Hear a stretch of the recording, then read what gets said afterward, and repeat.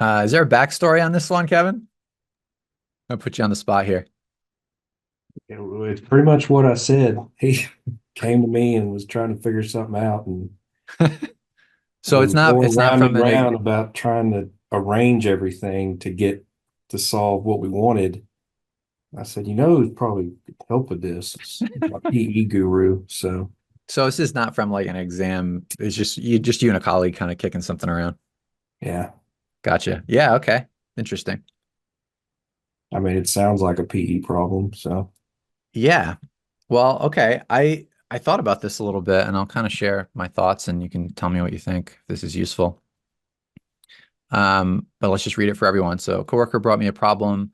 We were going round and round as to how to set it up and solve it. You have an AC unit with 30,000 BTU capacity. You have an arbitrary CFM, but it remains constant. Your starting room temperature is 70. Your starting room load is 25,000. If the room load increases to 50,000, how long before the temp in the room reaches 80 degrees?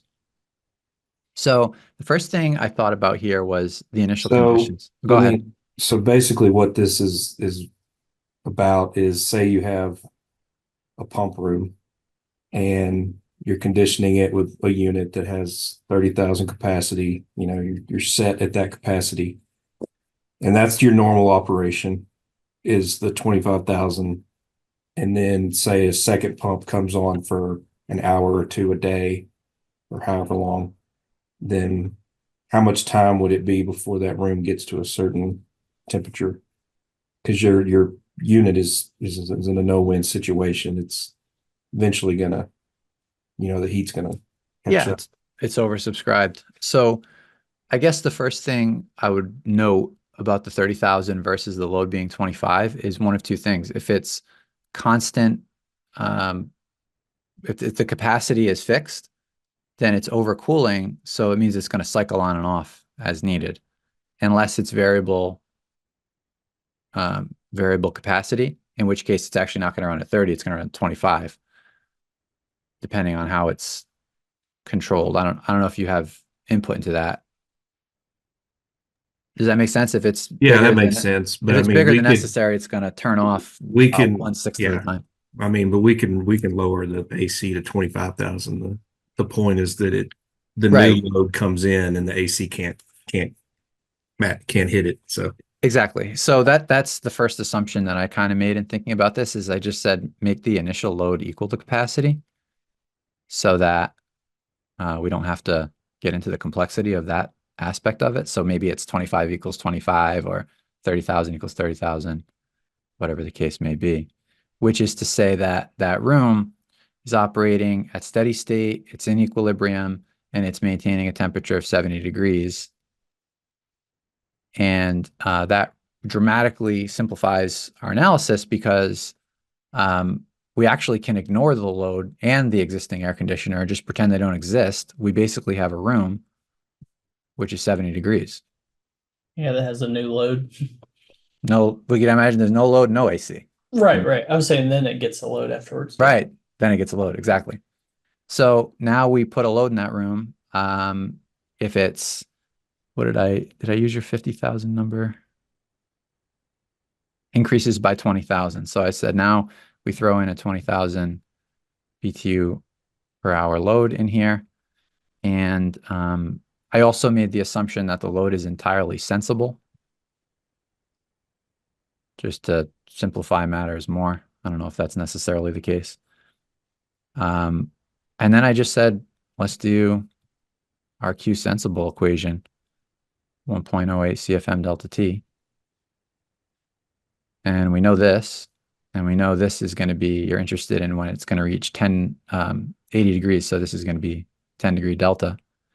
So the CFM that we would need if we were going to put an air conditioner in there for that delta T um, would need to supply 1852 CFM. And then I realized the other piece of information that we need is the volume of the room. Did that come up at all in your conversations? probably not. I think we were trying to figure, we had the sensible equation and trying to figure out how to get T alone, not T, but time.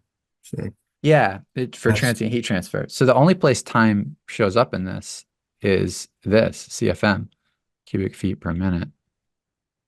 So if this was a really small room, like a bedroom, like let's call it 8 by 12 by 8, make the math work. So it's like 1,000 cubic feet. Then this would take half a minute.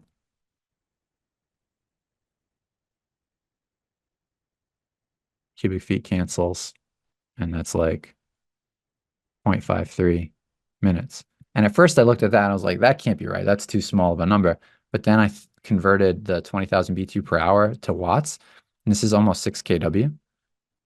So that's like a fairly well-loaded data center rack in a bedroom with a, you know, with no air conditioner.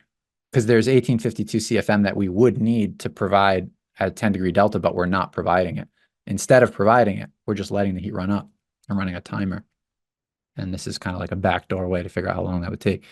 Contrast that with if we had an enormous volume, like just to be really extreme, I sort of took it in the other direction and said, if our room was Madison Square Garden, which is 6.2 million cubic feet, then I ran the numbers on that and found out that it would take 2.3 days. And the reason for that is that we have this tremendous thermal mass of 6 million cubic feet of 70-degree air, where this 6 kW is a drop in a bucket. But in the example of a bedroom, it's a big deal. And so that was my big sort of aha moment, was because I thought about I drew this out and I wrote it all out and I was like, we need something here. And I was like, we need the volume of the room.